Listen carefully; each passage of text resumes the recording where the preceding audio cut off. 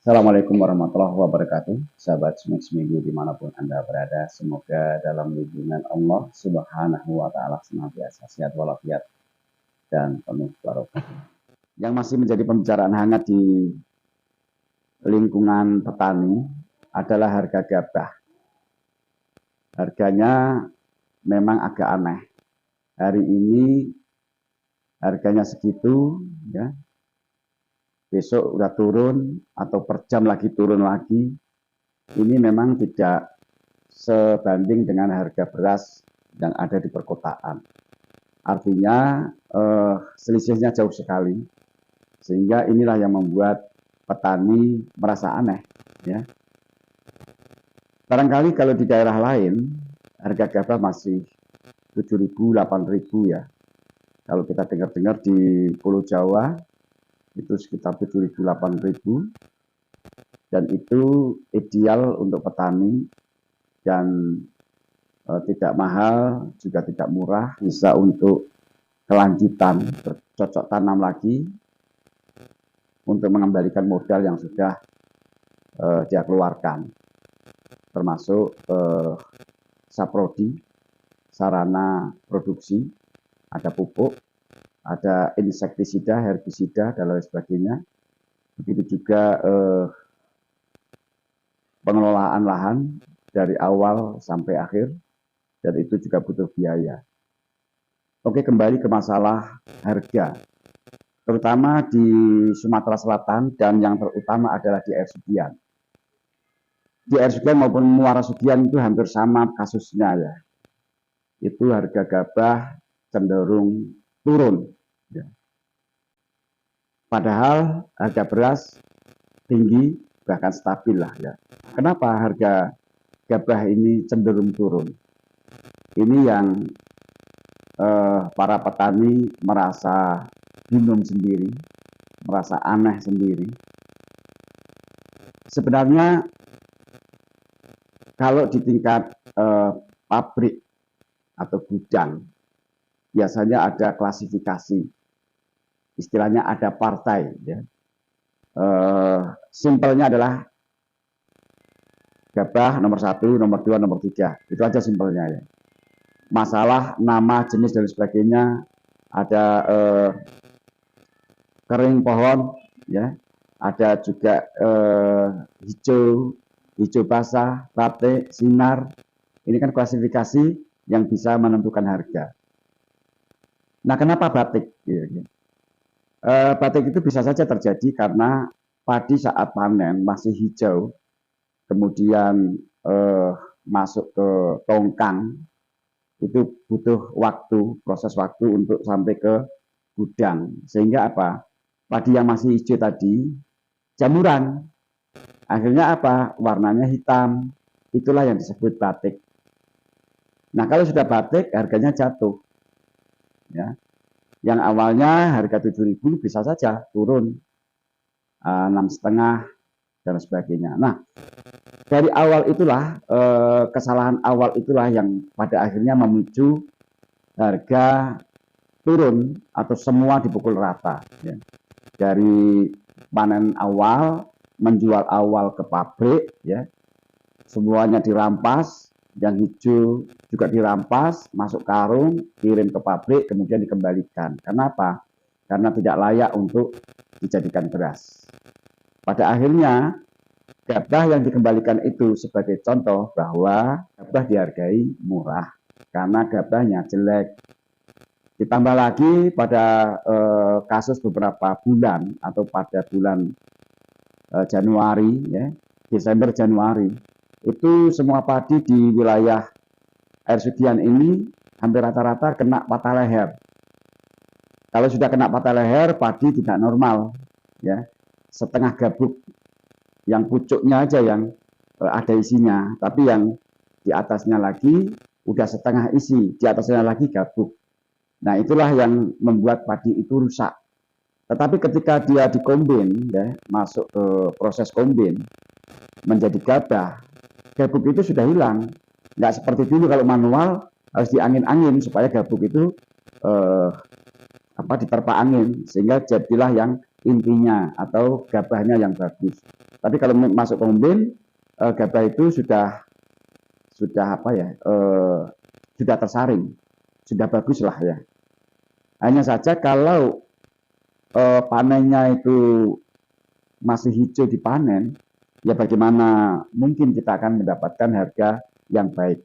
Karena dalam hukum dagang itu kan ada rupa, ada harga, ya kan? Barang berkualitas, harganya juga berkualitas. Kalau barangnya tidak berkualitas, harganya juga tidak berkualitas. Akhirnya apa? Akhirnya jatuh dari harga 7.000 menjadi 6.000, turun lagi menjadi 5.000 dan lain sebagainya. Desember Januari itu banyak patah leher. Tetapi Januari, Februari ke sini itu hampir rata-rata padi bagus. Jadi patah leher lewat. Jadi sudah mulai bagus. Tetapi meskipun mulai bagusnya, harga masih jatuh juga, ya. Harga masih cenderung turun.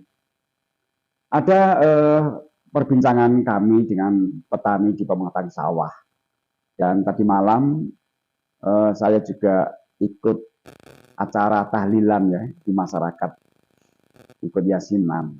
Masyarakat juga masih membicarakan harga beras yang dianggapnya aneh lah ya, karena turunnya itu hampir tiap hari turun seperti semaunya turunnya ya, bahkan bisa per jam sudah beda harganya. Begitu juga dari jalur lain menginformasikan harga juga beda. Kalau kami sekarang ada di jalur 23 Desa Sukamulya. Di jalur 25 kabarnya harganya juga beda ya, 27 begitu juga. Jadi memang ini membingungkan ya sebenarnya di tingkat petani. Di satu sisi beras mahal di perkotaan, tetapi di air sekian ini justru cenderung turun harga gabah tidak sebanding dengan harga beras. Ada juga yang beberapa petani yang mungkin apa ya, pemikirannya cukup cerdas lah ya. Ibaratnya politik itu ada manajemen konflik. Manajemen konflik itu ya dibikin kisruh ya. Dari kekisruhan itulah akhirnya bisa dimanfaatkan, menjadikan keuntungan. Misalnya begini. Sebenarnya padi itu bagus ya, padi kita ini bagus. Tetapi karena awalnya panennya sembarangan ya, dirampas, yang hijau juga dirampas kemudian dikirim ke pabrik. Nah, setelah dikirim ke pabrik, karena memang nggak layak dikembalikan. Dari kembalikan itulah akhirnya menjadi contoh bahwa padi kita nggak laku, ya. Bahwa padi kita jatuh, padi kita jelek. Padahal banyak loh padi yang bagus-bagus. Kalau dibilang gabahnya batik, harga turun, lantas bagaimana petani yang merasa panennya lebih bagus dan gabahnya bagus? Jelas secara akal sehat ini merasa diperlakukan tidak adil. Dalam hukum dagang ada rupa, ada harga. Masa yang jelek dan yang bagus harganya sama. Oke, jika alasannya seperti saya dengar dari beberapa petani bahwa tengkulak ingin memberlakukan keadilan bagi petani, bahwa padi petani yang berkualitas jelek bisa ikut terangkat dengan harga sama. Alasan ini sepertinya sulit diterima lah ya. Menurut petani bisa saja apa ya, istilah orang Palembang macak-macak ya. Itu macak-macak itu apa ya, istilahnya ya akal-akalan. Kalau dalam istilah politik manajemen konflik, gabah pertama dengan hasil rampasan sawah masih hijau dirampas kemudian dijual ke gudang, dari sana kemudian ditolak karena gabah berkualitas buruk dari harga normal 7.000 ya kelas 1 kemudian hancur, cenderung turun, dan turunnya harga juga terbilang aneh, hampir tiap hari harga turun. Itu hanya perkiraan petani dan dugaan saja. Bisa benar, bisa saja meleset. Manajemen konflik bisa membuat semua jadi maklum. Maklum saja harga gabah murah, karena itulah adanya barangnya seperti itu semua. Selain manajemen konflik, wilayah juga berpengaruh terjadinya monopoli dagang. Wilayah air sekian bisa terbilang terpencil jauh dari keramaian kota atau akses jalan darat belum tersambung. sehingga petani kesulitan menjual hasil buminya secara layak dari sisi hasil.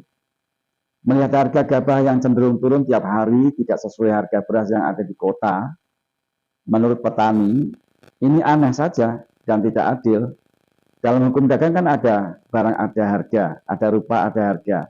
Tapi di sini semua dipukul rata, harganya sama, baik yang berkualitas maupun tidak berkualitas.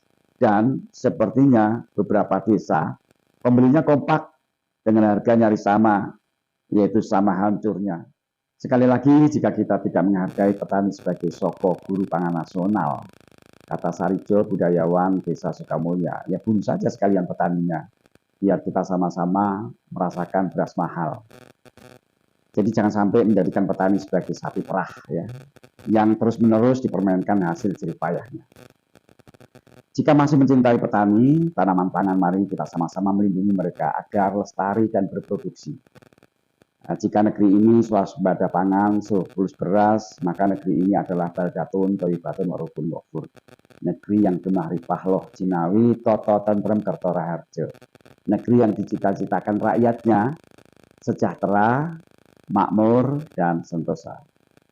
See you next minggu.